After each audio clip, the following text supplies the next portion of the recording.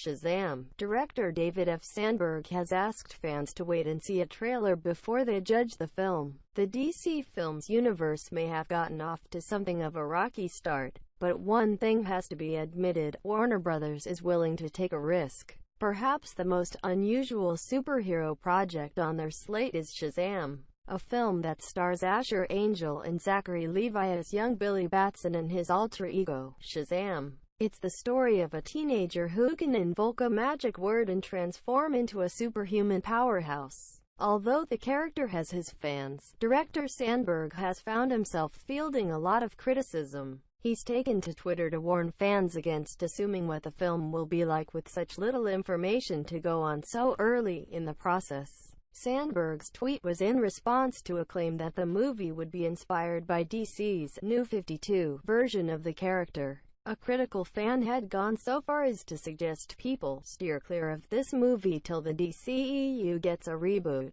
It's true that recent casting announcements have suggested Sandberg will draw on the New 52 inches for some plot threads and character dynamics. Ian Chen and Jovan Armand have joined the movie as Billy's friends Eugene and Pedro, while it's believed Faith Herman has been cast as another of his friends, Darla. All three characters were introduced in the New 52, so the fans' assumption is vaguely understandable. It's also an unwise assumption to make. Shazam, better known to fans as Captain Marvel, was created back in 1939. Most superhero films draw inspiration from a character's entire run, and it's likely Shazam will be no different. Sandberg may have used some characters from the New 52 era, but that doesn't mean he hasn't also drawn ideas from other runs too. The reality is that not much is known about Shazam right now. The movie hasn't even started filming yet, although Levi has just headed out to Toronto to begin work on it. No plot details have leaked, no casting calls have been released,